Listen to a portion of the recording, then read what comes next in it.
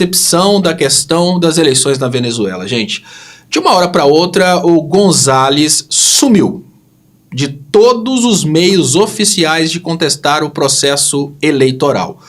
O que significa que, ao contrário daquilo que todos esperavam, que as atas entregues à justiça tornaria o González o primeiro interessado a ir à justiça para demonstrar que ele foi vitorioso, aconteceu exatamente o contrário. O González não compareceu à audiência relacionada ao assunto, apesar de que as atas não estão disponíveis a nós, elas estão disponíveis para a justiça venezuelana. E aí eu preciso trazer para vocês uma nova análise a respeito do caso. E vejam bem como a percepção vai mudando, e eu gostaria de dizer para vocês que essa não vai ser, infelizmente, a percepção mundial. A percepção mundial é aquela moldada pelos veículos de comunicação daquilo que a gente chama de direita, mas é o liberalismo. Então, o que significa que dentro da Venezuela, nós temos uma realidade, para o resto do mundo nós temos outra realidade. Aqui no canal eu tenho sido bem imparcial, fiz críticas ao Maduro por não ter colocado as atas disponíveis logo no mesmo dia, e agora é preciso dizer que o González está com medo das atas. Se o González não estivesse com medo das atas, ele obviamente não teria feito todo esse escândalo internacional, o González teria aparecido realmente na audiência. E isso não me deixa dúvidas para falar nesse momento que, a partir do sumiço do próprio González em relação ao assunto que agora foi para a justiça venezuelana, nós temos dois caminhos para fazer análise. O que o González vai alegar e o que eu acredito na realidade. Claro, o González vai alegar que as atas que foram entregues à justiça não são confiáveis e que a justiça venezuelana não é confiável. Essa é a escapatória óbvia para o González. E qual que é a opinião que eu tenho disso? As atas divulgadas pelo González no dia das eleições são falsas.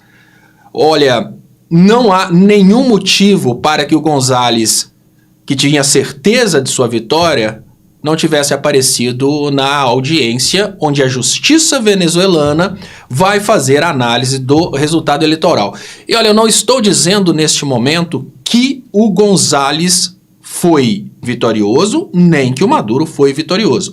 O que eu estou dizendo agora, das minhas convicções, obviamente, é que aquelas 80% de atas que foram divulgadas pela oposição logo após o término das eleições não são as atas das eleições de 2024. E o motivo é muito simples.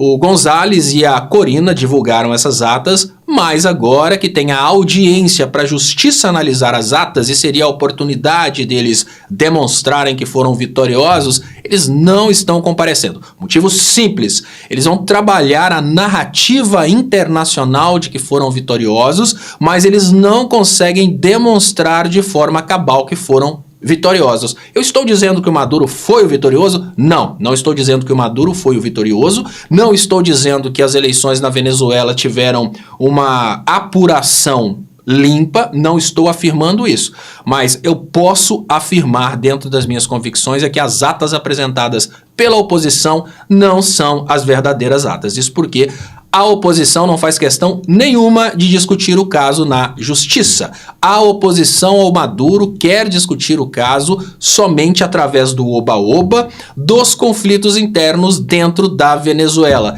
Hoje estávamos nos torturando ouvindo a mídia convencional. Alana e eu estávamos analisando como a BBC está transmitindo o caso e digo para vocês, a CNN, desculpa, como a CNN está transmitindo o caso. E digo para vocês, sem medo de errar, que a imprensa ao redor do mundo já está trabalhando a narrativa de prisões que desrespeitam os direitos humanos. Eles não demonstram em nenhum momento que determinadas pessoas foram presas na Venezuela depois de cometerem crimes, porque ainda que as pessoas não acreditem no resultado eleitoral, não é possível que elas manifestem o seu desconforto, o seu desprazer através da destruição de patrimônios, jogando bomba na polícia, como é o que aconteceu. Nós temos essas imagens, nós aqui da esquerda temos a divulgação dessas imagens a respeito de conflitos na Venezuela contestando o resultado eleitoral através de brigas, através de confusão, através de crimes.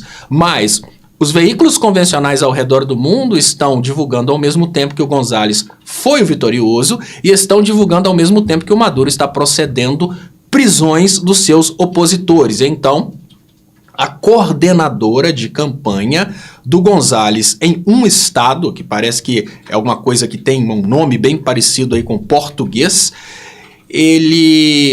essa coordenadora teria sido presa pela equipe do Maduro, que nesse momento estaria escondendo onde a coordenadora de campanha estaria presa. E eu não duvido que sejam montagens, não a montagem da cena da prisão, mas que sejam articulações para ganhar a opinião pública internacional para invadir a Venezuela. Lembrando, gente, não tem líder internacional que se preocupa com a democracia, não tem líder internacional que se preocupa com o bem do povo venezuelano. Quem se preocupa com o povo venezuelano talvez seja um líder venezuelano. O González, ele está preocupado com a confusão para tomar o poder, a Maria Corina está preocupada com a confusão para tomar o poder, estão mandando pessoas para as ruas para enfrentarem a polícia, eventualmente até morrerem nesses conflitos, porque eles querem o conflito, eles não querem uma solução pacífica. E o mundo inteiro agora já começa a não falar necessariamente da fraude eleitoral na Venezuela, gerando uma responsabilidade do mundo para influenciar na Venezuela. Olha que coisa estratégica que vai exatamente na direção que eu tenho dito a vocês desde o início da semana passada. Agora, os Estados Unidos estão com o discurso de que o problema eleitoral na Venezuela deve ser resolvido pela Venezuela. Qual que é o problema da Venezuela que o mundo vai utilizar para interferir na Venezuela? São as supostas prisões que teriam sido realizadas e estão sendo realizadas pelo Maduro, que é obrigado, sim, a bater de frente com o que está acontecendo. O Maduro não pode deixar o caos se instaurar, a polícia venezuelana não pode deixar o caos se instaurar, e agora já começam a dizer ao redor de todo mundo que a polícia venezuelana está prendendo pessoas por ordem do Maduro, porque ele não aceita a oposição. Mas a modalidade de oposição que está acontecendo dentro da Venezuela é a oposição através de guerras, através de uma guerra civil. E a repressão contra essa guerra civil, ela está sendo divulgada ao redor do mundo como sendo o Maduro reprimindo pessoas que estariam nas ruas simplesmente carregando uma bandeira escrito Viva González, sem jogar coquetéis Molotov na polícia. Eu vou trazer aqui para os comentários e eu digo para vocês que estou fazendo a análise, como eu sempre faço, uma análise de estratégia, uma análise conectada a o que pode estar acontecendo na política, e eu me reservo no direito de não me posicionar, nem que o Maduro venceu, nem que o Maduro deu o golpe. Só estou dizendo para vocês como as coisas estão sendo desenhadas. E agora, dá para confiar no González? Não, não dá para confiar em ninguém. Eu particularmente digo que, embora a lei venezuelana permita ao Maduro entregar as atas com 30 dias, não é o Maduro, obviamente, é o Conselho Nacional Eleitoral da Venezuela, embora ele tenha 30 dias para entregar, numa situação conflituosa como essa, poderia ter entregue na noite do processo eleitoral. E o González, que está contestando as eleições, disse que tinha 80% das atas. Divulgou 80% das atas, que foram inclusive inspecionadas por pessoas de jornais norte-americanos que deram ali a garantia de vitória do González. Agora, a justiça venezuelana está com as atas fornecidas pelo Conselho Nacional Eleitoral da Venezuela e o González não aparece na audiência, porque o González não quer a solução na justiça. O González quer a solução através da colocação do mundo inteiro olhando para a Venezuela e o conflito interno, que obviamente é uma oportunidade gigantesca para que a Venezuela entre num caos humanitário e com isso permita uma intervenção de outros países, até mesmo com a permissão da ONU, justificativa de que o Maduro estaria prendendo opositores. Deixa eu trazer aqui para vocês. Então, gente, olha, ajuda com o Pix, 31997692494, pix@estopa.com.br. E eu não sei se eu pedi hoje para você deixar o like, não sei se eu cheguei a pedir também para você compartilhar para aumentar o alcance e deixar o boa tarde. A Lana fala que o que eu pedi, ela fala que não, ela faz o sinal de não ali para saber o que eu já pedi. A pedida de novo não faz mal. Então, deixa eu ver aqui, deixa eu agradecer aqui as pessoas que estão ajudando. Então, não esqueçam, gente, o Pix é muito importante e vamos nessa. Agora eu queria lembrar o pessoal do Canal 2 que essa é a última semana que o Canal 2 está fazendo essa transmissão. Agora a transmissão está até menorzinha, com um aviso exatamente para as pessoas virem para o Canal 1. Como? O Canal 1 tem o link aí nos comentários, mas basta procurar Leonardo Estopa aí no YouTube que você encontra o Canal 1, tem várias formas, exatamente porque a gente precisa tirar essa transmissão dos dois canais por orientação do próprio YouTube. Vamos nessa, vamos trazendo aqui as notícias. E, gente, eu sempre faço enquete nesse caso. E eu queria trazer para vocês os capítulos dessa novela venezuelana. Os capítulos são: no primeiro momento tivemos o processo eleitoral. Durante o processo eleitoral, Maduro prometeu as atas. E, logo de imediato, após o processo eleitoral, Conselho Nacional Eleitoral da Venezuela declarou Maduro como vitorioso. A oposição ao Maduro disse que teve acesso a 80% das atas e que a contagem estaria errada, que o verdadeiro vitorioso teria sido o González. Então, a partir de então, Maduro passou a prometer as atas para todos os dias à noite. Prometeu as atas para domingo à noite, prometeu as atas para segunda à noite, terça, quarta, e chegou a um certo ponto que nós desistimos de continuar esperando as atas e essas atas não foram divulgadas ao público. As atas apareceram agora disponíveis para a justiça venezuelana.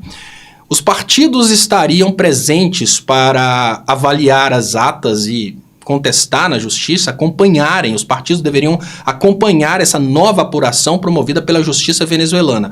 O González, que se declarou vencedor, não apareceu. Nessa circunstância, eu peço a Alana agora para fazer uma enquete. Quem você acredita que foi o verdadeiro vitorioso nas eleições venezuelanas, depois desse último desdobramento que é o início do processo de recontagem sem a presença do González? E vamos nessa. Deixa eu pedir para vocês então que ajudem para a gente aumentar o alcance. Eu queria agradecer muito a participação de todas as pessoas que já estão por aqui. Vamos nessa. Deixa eu trazer aqui as principais notícias e a opinião. Gente, esse é o assunto extremamente importante da política atual, porque ele influencia diretamente na economia de toda a América Latina e todo mundo. Nós estamos falando, para quem ainda não entendeu o que significa a Venezuela, nós estamos falando, talvez, vamos imaginar, se a gente tiver que pensar na Venezuela, eu diria para vocês que pensar na Venezuela seria mais ou menos assim, como se o mundo inteiro fosse, vamos imaginar que você vai reduzir o mundo à situação em que o mundo é um fogão, e nesse fogão você coloca, em cima desse fogão, você coloca comida para você cozinhar, e essa comida que você coloca em cima do fogão, ela é produzida pelo Brasil. O resto do mundo produz o fogão. A Venezuela é o botijão de gás. Então, podemos dizer que teremos muita guerra ao redor do mundo, porque a Venezuela tem uma maior capacidade de produção de petróleo do mundo, maiores estoques de petróleo, numa realidade na qual o petróleo do mundo está acabando. Tivemos exploração de petróleo durante todo esse tempo, e ao contrário do que acontece hoje, que o petróleo é extremamente aproveitado, antigamente, no início, o petróleo não era refinado de uma forma que eles conseguiam tirar praticamente tudo do petróleo. No início da exploração do petróleo, o petróleo era utilizado para lamparina, foram gastando petróleo que virou gás carbônico para causar o efeito estufa, e agora temos uma limitada, sempre foi limitada, mas uma muito menor quantidade de petróleo explorável pelo ser humano. Esse petróleo está sendo disputado ao redor de todo o mundo. O petróleo que é do Brasil, por exemplo, está sendo retirado pela Guiana Francesa com a ajuda da Marina Silva, por exemplo. O petróleo do Irã está sendo retirado no Iraque pela família Bush, e assim por diante. Porém, na Venezuela não é só a maior reserva de petróleo do mundo, é o petróleo mais eficiente. Lembrando, quando a gente fala sobre os derivados do petróleo, cada petróleo de cada lugar tem derivados, proporções diferentes de derivados. A indústria química separa esses derivados para comercializar através do processo de destilação fracionada. Então vamos imaginar que as partes mais nobres do petróleo podem não estar presentes em um petróleo encontrado num determinado lugar. Na Venezuela a produtividade é o dobro. E esse petróleo venezuelano é somente a ponta de um iceberg. Para quem não entende o ditado, é porque o iceberg tem 3% para cima da água e o resto está todo escondido.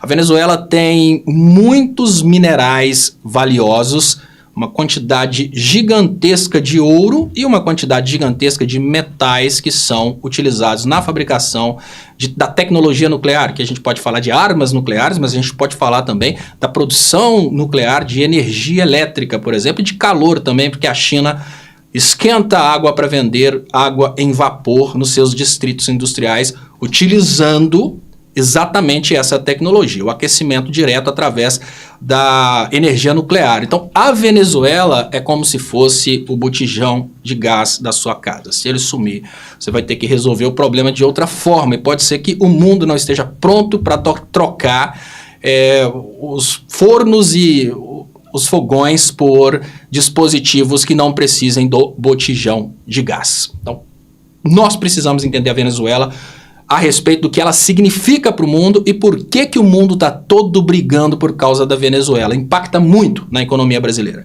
Se o González conseguir realmente se tornar o presidente da Venezuela, o Brasil deixa de ter uma possibilidade de formar um bloco único na América Latina com as maiores reservas de petróleo do mundo. Então, para nós, a eleição do González na Venezuela, para nós, é um prejuízo econômico. Não é questão moral, não é questão de olhar para a Venezuela e dizer que, nossa, nós gostamos do Maduro. Nada disso. Nós estamos falando de estratégia e de geopolítica. Venezuela conectada à América Latina é uma Venezuela que muito nos interessa, porque nós seremos parceiro de um país que tem as maiores reservas de petróleo do mundo e que não tem gente para refinar. Se o Brasil começa a refinar o petróleo venezuelano, a economia brasileira vai ganhar muito com isso, por exemplo.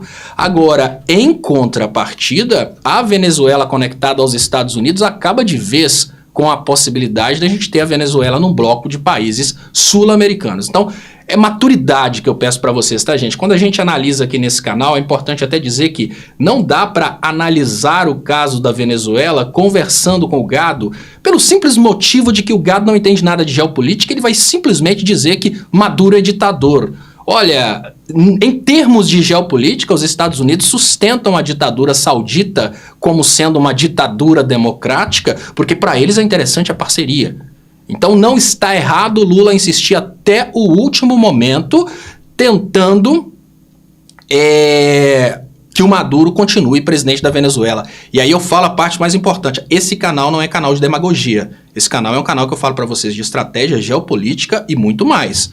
Por questões humanitárias e questões de democracia, se o Maduro não foi eleito presidente da Venezuela pelo povo venezuelano, ele não pode ser o presidente por questões de democracia, por questões de geopolítica e estratégia. A Rússia já mandou um navio de guerra para a Venezuela para garantir que, ainda que o Maduro não tenha sido eleito, que ele continue sendo presidente, por questões de estratégia geopolítica. Deixa eu agradecer as pessoas que estão participando. Muito obrigado, Eduardo Tomás. Bem-vindo como colaborador aqui do canal. Façam como Eduardo. Gente, o trabalho nosso precisa muito da ajuda de vocês, precisa muito do carinho e da ajuda de todas as formas, claro, se você puder ajudar com o Pix aqui, 31 99769 2494. Vamos dar sequência na análise e eu volto a dizer para vocês que no caso Venezuela já parei de analisar de forma a tentar agradar as pessoas com demagogias. Eu vou analisar somente de forma técnica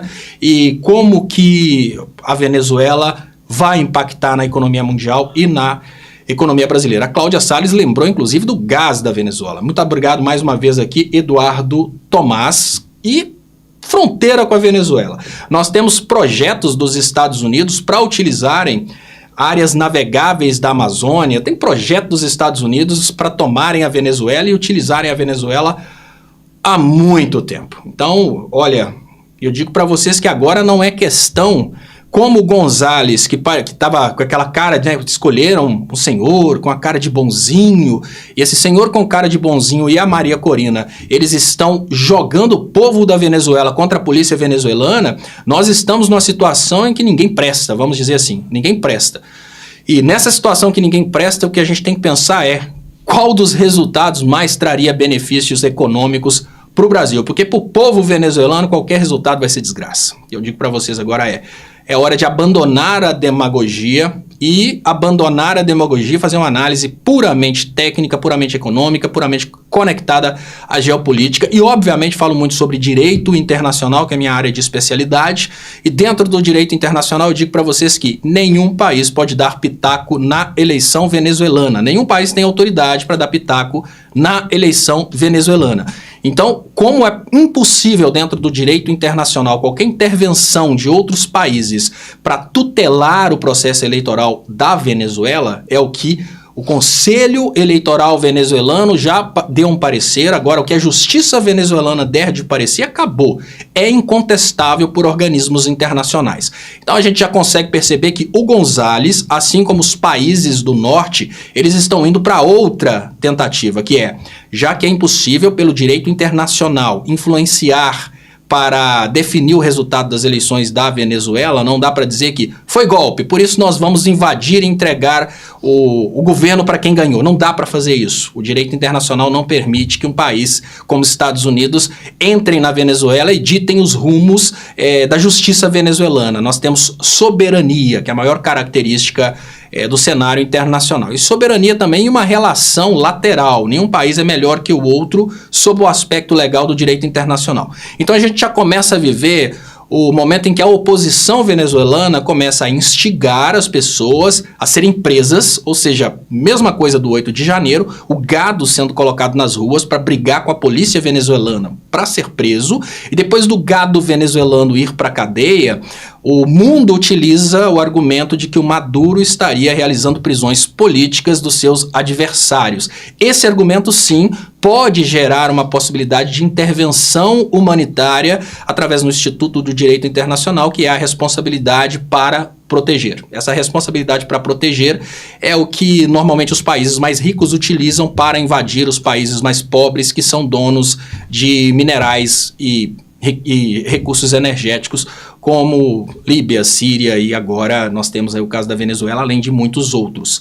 E o Celso Amorim, que foi inclusive o que trouxe a ideia de termos uma união dos países aqui da região sul, durante o tempo em que ele esteve com o Lula nos primeiros mandatos, né, veio esse sonho de criar uma união dos países do sul com a mesma moeda, trânsito livre de pessoas, ou seja, do jeito que nós temos uma União Europeia, nós teríamos uma União Latino-Americana, que o próprio Celso Amorim denominou como Unasul, e depois esse projeto foi criticado pelo Cabo Daciolo, que não tenho nada contra o Cabo Daciolo, gosto muito dele, mas ele trouxe como essa união aí como Unasul, e o Daciolo trouxe como Ursal.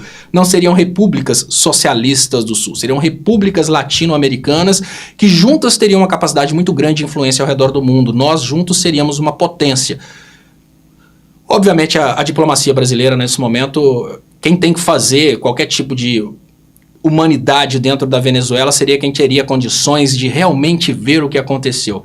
Na dúvida total, só existem dois caminhos. Um caminho é uma repetição do processo eleitoral com critérios que seriam impostos pela comunidade internacional e aceitos pela Venezuela, porque qualquer critério eleitoral que for imposto pela comunidade internacional é sugerido. A Venezuela não é obrigada a aceitar os critérios internacionais. E se a Venezuela aceitasse critérios internacionais como atas eleitorais serem entregues não para a justiça venezuelana, mas para um corpo ali que estaria filmando, qualquer forma de transparência incontestável, isso obviamente traria democracia para a Venezuela. Mas da forma como a coisa aconteceu, não dá para falar que o González venceu depois do González ter fugido de se apresentar nesse momento em que as atas foram entregues para a justiça. Não dá para falar que o Maduro venceu porque o Maduro não entregou as atas imediatamente após o processo eleitoral, e o argumento que eles falam é exatamente que o Conselho Nacional de Justiça trabalha para o Maduro. Então, nessa ocasião, a única coisa que nós podemos fazer é entender o que está em jogo. E o que está em jogo é, talvez, a maior riqueza real aqui dentro das Américas. Não estou falando da América do Sul, não. Eu estou falando das Américas, tanto América do Norte como América Central, quanto aqui na América Latina do Sul. Nós temos uma realidade na qual a Venezuela ela consegue juntar muita riqueza real. Ela não tem capacidade de processamento, capacidade de utilização, mas ela tem muita riqueza real, que é muito interessante para todo mundo. Deixa eu trazer o resultado da enquete, mas antes deixa eu agradecer aqui. Muito obrigado, Eduardo Tomás. Léo, por que até mesmo bons e racionais jornalistas como Reinaldo Azevedo fazem sempre análises sobre tudo na Venezuela, sobre o véu do preconceito? Eduardo Tomás,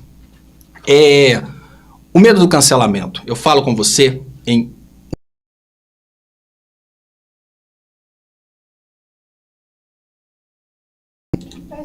um segundo de água não é o segundo, conforme ele está lá no sistema de medidas internacional. Segundo de água é o tempo para beber água. Deixa eu agradecer as pessoas que estão ajudando aqui também com Pix. Ajudem com Pix, gente. Está aqui 31997692494.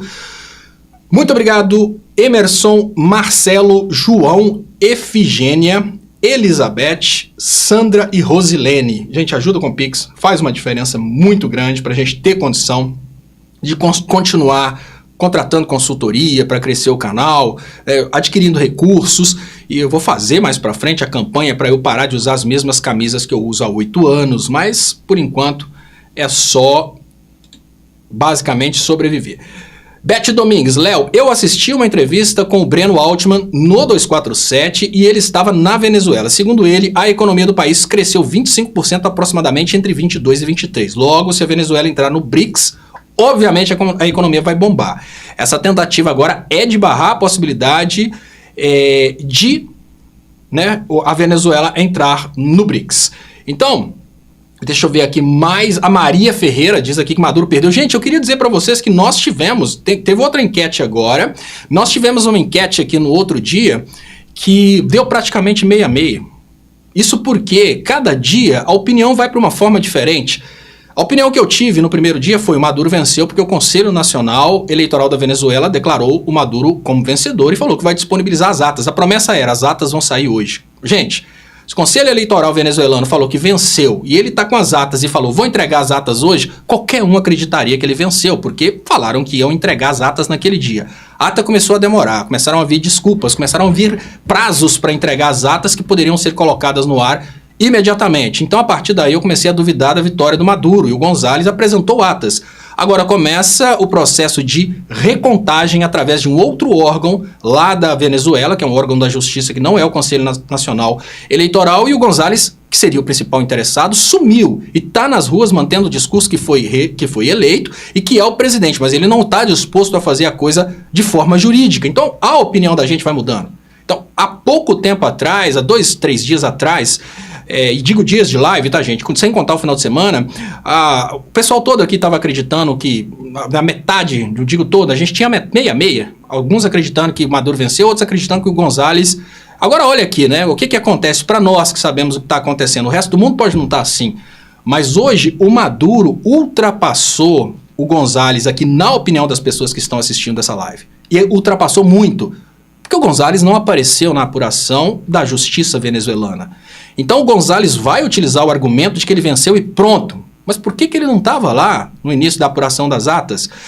Ele vai alegar que as atas que foram entregues agora são falsificadas, mas se ele não apareceu e ele tinha 80% das atas, ele poderia ter aparecido. Porque se ele tivesse aparecido agora e ele já tinha os 50% das atas verdadeiras, ele poderia demonstrar agora, nesse momento, que as atas então seriam falsificadas, mas não, ele nem apareceu. Então agora a disputa na Venezuela, ela está muito clara. O Maduro vai continuar presidente da Venezuela porque o González não tem força interna para derrubar o Maduro. Simples, dentro da Venezuela manda a Venezuela, não há possibilidade do González utilizar qualquer recurso dentro da Venezuela que não seja institucional. A única possibilidade dentro da Venezuela é exatamente ir na justiça. Se a justiça realmente acreditar que o Conselho Nacional Venezuelano mentiu, aí devolve, entrega para o González a vitória e ele vai ser diplomado lá na frente. Mas como o González não está indo por via institucional na justiça, González não vai se tornar o presidente de fato, nem de direito. mas alguns países já reconheceram González, como a Argentina reconheceu González hoje. Nessa brincadeira, a Venezuela continua na miséria, continua embargada, continua em dificuldade. A pressão sobre países que reconheceram o Maduro continua. Vocês não podem reconhecer o Maduro, vocês são obrigados a reconhecer que teve fraude. E aí, nessa brincadeira, quem perde é o povo venezuelano. Muito obrigado, Creuza Amorim. Muito obrigado aqui. A Creuza Amorim, que tem o mesmo sobrenome do Celso Amorim, que foi o que propôs a união aqui dos países da América Latina. Na época não tinha o México, porque o México estava nas mãos dos Estados Unidos. Quem quiser saber mais sobre esses projetos, leia Moniz Bandeira. Muito obrigado, então. Aqui, resultado da nossa primeira enquete, Maduro. As pessoas acreditam que o verdadeiro vitorioso foi o Maduro. Nós estamos agora... Essa live, gente, não é uma live de gado de esquerda. Não é. Essa live é uma live de pessoas que raciocinam. Esse canal tem uma audiência extremamente qualificada, porque eu não fico aqui falando bobagem para os outros ouvirem. Eu falo o que tem que ser dito. Há pouco tempo atrás eu estava sapecando aqui o Maduro, porque não colocou as atas. E olha só, estávamos com uma coisa muito equilibrada. Era praticamente assim, não importa, 10%, 41%, o outro... Estava basicamente isso.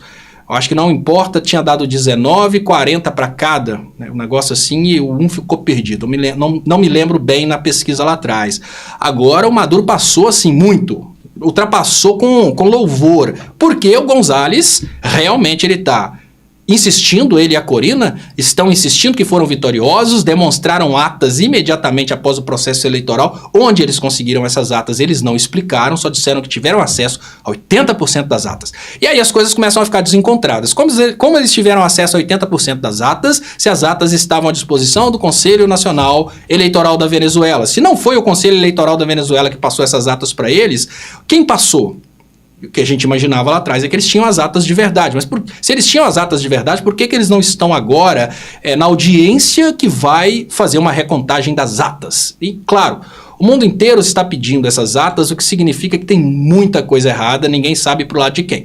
Celso Amorim diz que é lamentável que atas eleitorais da Venezuela ainda não tenham sido divulgadas. Lamentável porque, obviamente, o Brasil se comprometeu no sentido de ser intermediário. Tudo que eu disse há uns poucos dias atrás, eu estava vendo agora a CNN falando que o Lula tem que manter essa imparcialidade. Com essa imparcialidade, ele transmite muito mais a credibilidade necessária para ele intermediar esse processo. Mas é claro, é interesse do Brasil e do Lula que a Venezuela fique com um presidente disposto a manter a integração com o Brasil e não a entregar necessariamente para os Estados Unidos. É uma questão de geopolítica, de comércio, que não dá para levar somente para o lado do oba-oba, como muitos estão fazendo, como se o presidente da República, o embaixador, os chanceleres do mundo fossem somente ideológicos. Queremos democracia, queremos... Não, o negócio é dinheiro. O negócio é o tanto de dinheiro que a Venezuela pode proporcionar. Muito obrigado, Nelson Filho. González apresentou atas fraudadas antes e não apareceu agora na justiça para confrontar com as atas de Maduro, com medo de ser preso. Nelson Filho, eu digo até mais, Nelson, que essas atas não são do Maduro. A alegação deles é que o Maduro teria uma influência no Conselho Nacional Eleitoral, mas assim como no Brasil, o processo eleitoral brasileiro e as atas brasileiras não são do presidente em exercício, mas do TSE, da Justiça Eleitoral, lá na Venezuela as atas são da Justiça Eleitoral. As atas estavam sendo imploradas para o Maduro disponibilizar, porque ele disse que disponibilizaria, mas a responsabilidade é de um órgão autônomo da Venezuela, que é o Conselho Nacional Eleitoral Venezuelano. Essa disponibilização não aconteceu, isso acabou repercutindo contra o Maduro, como está dizendo aqui o Celso Amorim, que obviamente quer a vitória do Maduro, isso não tem que discutir. O Lula quer a vitória do Maduro, o Celso Amorim quer a vitória do Maduro, só não dá para reconhecer o Maduro com essa responsabilidade que eles pegaram de endossarem o processo eleitoral ao redor do mundo. Então, na falta das atas eleitorais da Venezuela, o Brasil está em cima do muro esperando as atas eleitorais. Mas para a economia brasileira, para a integração na América Latina, para o desenvolvimento regional, o González vai ser uma pedra no sapato, porque o González está para a Venezuela, assim como o Milei está para a Argentina. Assim que o Milei entrou na Argentina, desgraça total na economia e começa agora a Argentina saindo do BRICS, não vai mais nas reuniões. Daqui a pouco a Argentina não vai pertencer nem ao mercado comum do Sul e não vai também, obviamente, fazer nenhuma integração com os países do Sul, porque o Milei já deixou claro que o interesse dele é Estados Unidos e Israel. Então agora é preciso olhar para frente e imaginar o que vai ser melhor para nós, porque dar uma garantia do que aconteceu na Venezuela, ter certeza, é muito difícil. E eu queria pedir quem puder ajudar com o Pix.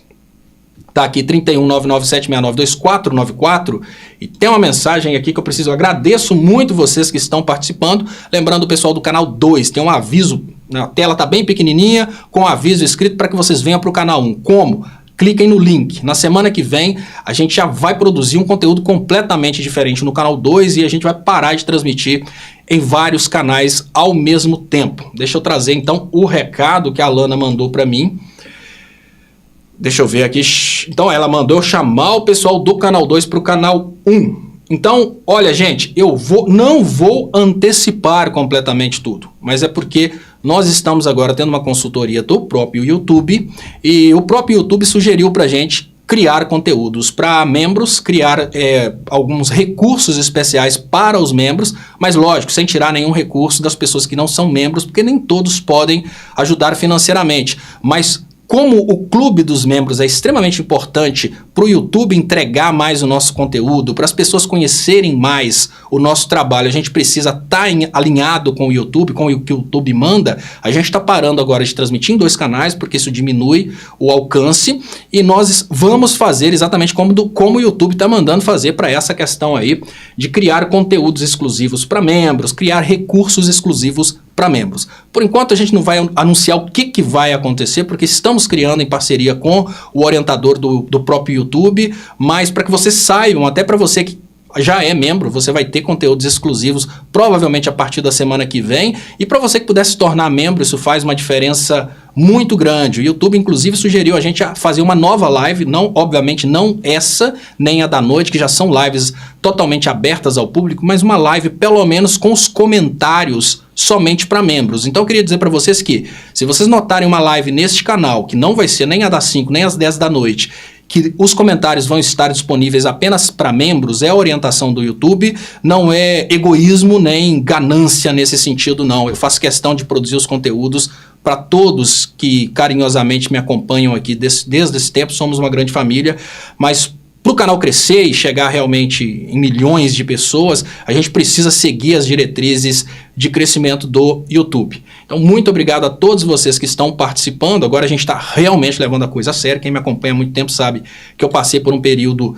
de estudos, e esse período de estudos me tomava muito tempo. Agora não, agora é 100% de dedicação ao canal. E vamos lá, dando sequência, deixa eu colocar os comentários e pedir para você que agora é hora de mandar aquele boa tarde, importantíssimo para a live alcançar mais pessoas. Agora é hora de você deixar o like. E eu estou focando no caso da Venezuela hoje porque não dá para falar de outro assunto.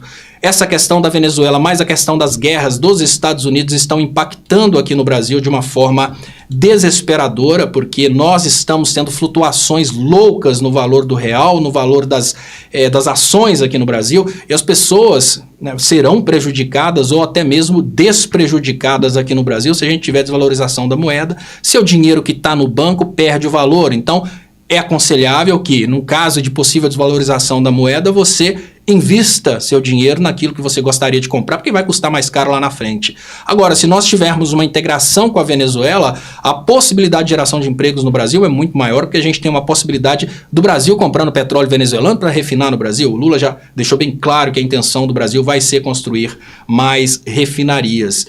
E aí deixa eu trazer mais uma notícia do caso e ler comentários. Só um segundo, tá aqui. Vamos lá, chanceler da Venezuela rebate Boric, se coloca à direita de Milei e do Departamento de Estado dos Estados Unidos. Olha, isso é absolutamente normal, tá, gente? Quando um presidente é eleito aqui na América Latina, o presidente eleito na América Latina, ele não é eleito para...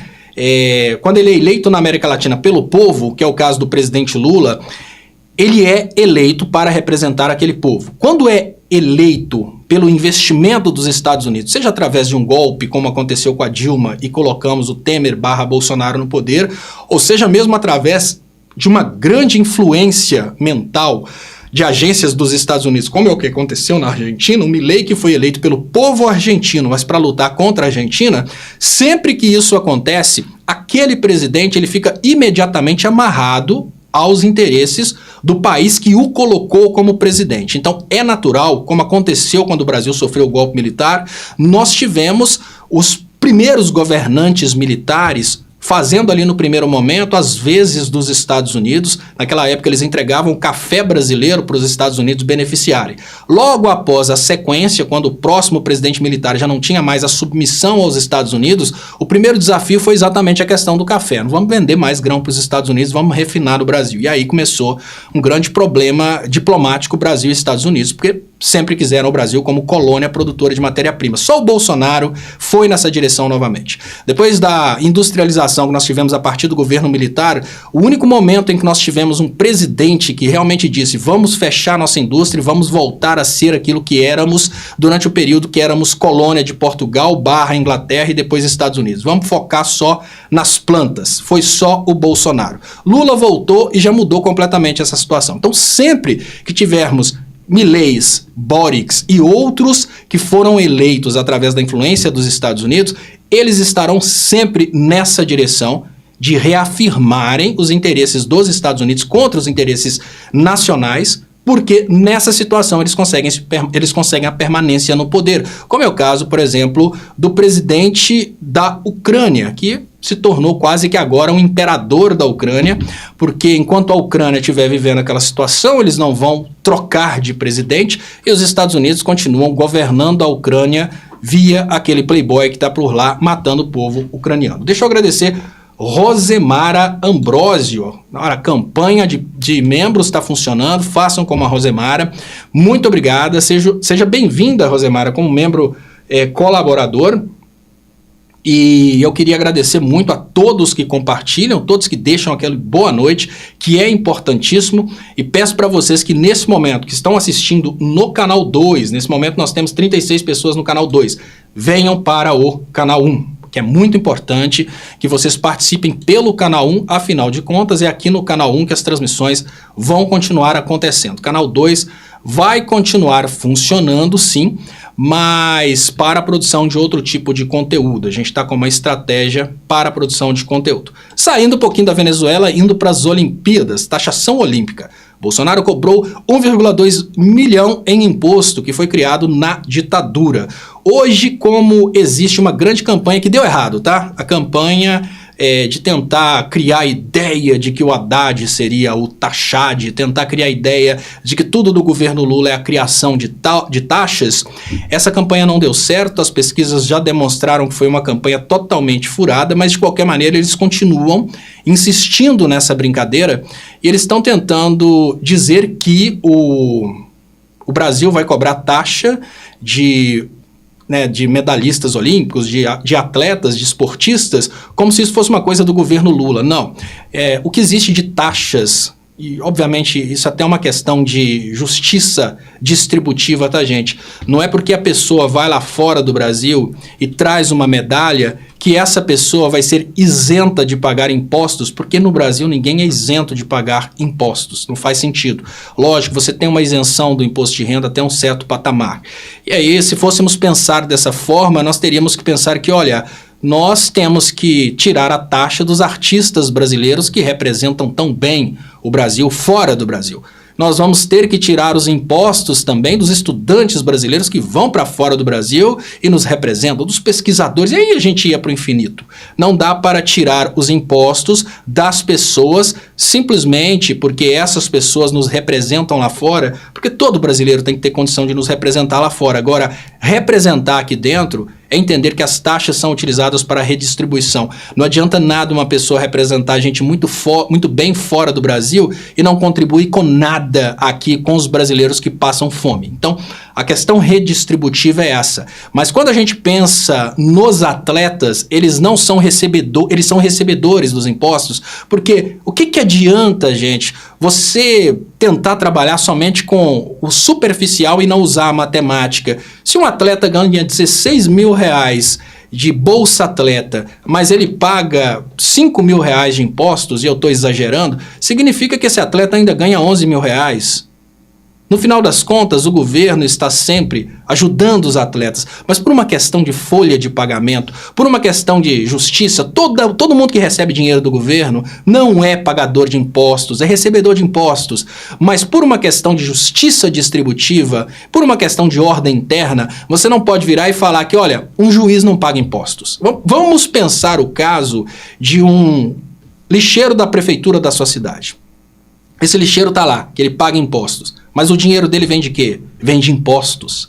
Então é importante dizer que, para qualquer pessoa que recebe dinheiro público, os impostos são puramente contábeis, porque elas estão não pagando impostos, elas estão recebendo impostos. Você, juiz, desembargador, membro do Ministério Público que ficou do lado do Moro achando que você conseguiria derrubar os impostos que você acha que paga, se você derruba os impostos que o Silvio Santos paga, se você derruba os impostos que o dono da Havan paga, que o Luciano Huck paga, daqui a pouco não vai ter imposto para pagar o seu salário. Então, é muito importante ser contábil e não ideológico nessas horas. Agora, sobre a questão do ouro, que é o que mais preocupa o Bolsonaro, no caso específico dos atletas, as medalhas não serão tributadas. Fiquem tranquilos, podem ganhar o ouro tranquilamente, que as medalhas não serão tributadas. Já o ouro trazido pelo Bolsonaro de fora para o Brasil, esse deveria ser tributado, porque o Bolsonaro disse que é dele. Agora, se o Bolsonaro não tivesse tentado roubar, não teria ficado preso na Receita, bastava ele declarar como sendo da União. Motivo muito simples, a União ela é isenta. Isenta não, ela é imune aos impostos. Então, para que não fique confusão, para que você entenda exatamente o que está acontecendo nessa confusão relacionada à taxa dos atletas olímpicos, todo brasileiro ele tem na folha de pagamento impostos. Mas quem recebe dinheiro do governo não paga imposto, é puramente contábil. Você recebe impostos, porque você é funcionário público, seja juiz, desembargador, Supremo Tribunal, seja lá o que for, se não for imposto, você não recebe seu dinheiro, menino. Então para de falar que você paga imposto. Seja um pouco menos bobo e mais economista e contábil, mais contabilista nesse ponto. É preciso criticar a imbecilidade dos bolsonaristas e, mais importante, criticar a estupidez dos bolsonaristas de caírem nesse tipo de armação. E agora eu queria fazer um protesto com vocês. Para fazer esse protesto, eu gostaria de colocar no ar, nesse momento, o DCM, que está fora do ar. Gente, nós estamos começando a viver uma coisa muito estranha em que portais progressistas começaram a ser censurados no Brasil. Então vai aqui a minha inteira solidariedade ao Kiko do DCM, ao pessoal do DCM, porque através de uma censura que infelizmente a gente não vê acontecer nos veículos de direita, né? Antagonista com fake news, nós temos vários portais de direita sempre sobrevivendo do fake news, a gente nunca vê esse pessoal sair do ar. E agora o DCM está fora do ar por causa de uma ordem judicial vinda de um processo de uma deputada bolsonarista. Então, que essa censura caia o mais rápido o possível e que o DCM volte ao ar, porque é um veículo importantíssimo. A diversidade na comunicação progressista é a riqueza da comunicação progressista. Não basta ter um veículo, não basta ter um comunicador. Embora existam linhas de pensamento diferentes nos veículos progressistas, todos eles são necessários. E o DCM, que faz parte, obviamente, do repertório de sites que são utilizados aqui nesse canal, o DCM censurado é um prejuízo para todos os progressistas, ainda que os progressistas, né, ainda que você utilize outro canal como fonte de informação. Tomara que essa censura não dure muito e tomara que ela não provoque traumas, né, porque a voz do pessoal do DCM, né? O Kiko com aquele jeitão dele, o Zambada também, são vozes importantíssimas. E claro, né, estou falando aqui do site, não necessariamente da voz deles nas redes sociais, mas essa censura, ela é covarde, é uma censura cruel e é uma censura parcial, porque se tem uma coisa que a gente não vê acontecer é a retirada do ar de veículos que falam mentiras. Então os veículos que diziam que o Lulinha era dono da Friboi, eles estão no ar, nunca saíram do ar por isso. Os veículos que diziam que, junto com a Carla Zambelli, que a Dilminha era dona das lojas Avan, nunca saíram do ar por causa de mentira. E olha, mentiras fazem esses veículos sobreviverem, suposições fazem esses veículos sobreviverem. Indução à mentira, que é a forma mais cruel de mentira, que é quando você induz a pessoa a pensar alguma coisa sem falar aquilo, para depois você virar na justiça e falar, mas eu não falei. Você criou toda a condição para a mente da pessoa ir naquela direção, mas você não afirma para não ter que responder na justiça. Todos esses veículos estão no ar. Os veículos mais cruéis produtores de mentira são os maiores, é Folha, Estadão e assim vai. Obviamente, a própria Rede Globo, que tem toda uma estratégia de indução à mentira. Ela não afirma, mas ela faz de uma forma que a afirmação surja na cabeça de quem está lendo. Esses veículos não saem do ar. O que sai do ar é o DCM, infelizmente. Estamos todos vulneráveis, estamos todos aí numa situação extremamente difícil nessa realidade na qual o pedido da bolsonarista derruba um site progressista e todo o desrespeito e toda a técnica de indução à mentira utilizada pelos veículos da grande mídia não resultam em absolutamente nada. Muito obrigado às pessoas que estão participando aqui. Onde está a liberdade de expressão que os bolsonaristas pregam, né? A liberdade de falar mentira que os bolsonaristas pregam, infelizmente, e eles podem fazer o que querem. Esses trapaceiros do PL sempre querendo calar jornalistas. Difícil é encontrar alguém decente nesse partido. Cleusa Nascimento, a pergunta que eu faço para vocês aqui, gente, eu considero muito as pessoas que estão nessa live e, obviamente, considero essas pessoas aqui decentes. Algum de vocês teria coragem de filiar ao PL? É lógico, o partido é procurado por pessoas do nível do partido. Muito obrigado a Marta, que mandou aqui um Pix. Quem puder ajudar com o Pix, está aqui 31997692494. E ela disse democracia sempre. Muito obrigado mesmo, Marta. Dando sequência, eu estou para o Brasil, é o país, deixa eu voltar aqui para dar, que mais cobra imposto no mundo e não devolve nada à população. 80% sem saneamento básico, quer mais. Olha, Antônia, dá para criticar sim o Brasil. Claro que dá para criticar. Mas quando você fala que não devolve nada à população, você está exagerando um pouco. Quando você sai de casa, você obviamente, né, anda aí por um trecho de rua pavimentada, e tem iluminação pública, e aí você sai de casa para ir num hospital ou num posto de saúde, tem saúde pública, seus filhos podem estudar em escolas públicas, são de primeira qualidade? Não. É por isso que eu estou dizendo que não está errado existe crítica, mas o que está errado é falar que não devolve nada à população. Eu não concordo em dizer que o Brasil não devolve nada à população, mas eu concordo em dizer que o Brasil poderia entregar mais. Lógico, se a gente não tivesse a picaretagem das emendas parlamentares, o dinheiro que a gente paga na dívida pública, se não fosse tudo isso, o Brasil poderia entregar mais à população. Mas falar que o Brasil não devolve nada é uma coisa estranha. E, gente, nesse momento de dificuldade, né, o DCM não saiu do ar na internet, nos veículos online, no YouTube. Então, eu gostaria de pedir para vocês que mandem um abraço para o pessoal do DCM, para o Kiko, para o Zambada, mandem um abraço para o pessoal lá, a Tânia também participa muito. Peço para vocês que passem um pouquinho na live deles e mandem aquele apoio, aquela solidariedade, porque é difícil quando você constrói um veículo de comunicação, como é o caso do DCM, que tem muito tempo, e esse veículo de comunicação passa por uma censura dessa. Então dá uma passadinha lá, mandar um boa noite, né? Mandar um abraço para eles, é uma coisa que não vai custar nada, mas eu garanto para vocês que para o Kiko, se tiver online, né, que está vendo uma censura contra o trabalho dele, vai significar muito, vai tocar no coração, aquele coração duro do Kiko, mas ele vai tocar e vai até amolecer. Então, dou aqui uma boa noite para vocês e daqui a pouco, às 10 horas da noite, eu estou de volta com a análise do Estopa. Grande abraço e até às 10 horas da noite. Valeu!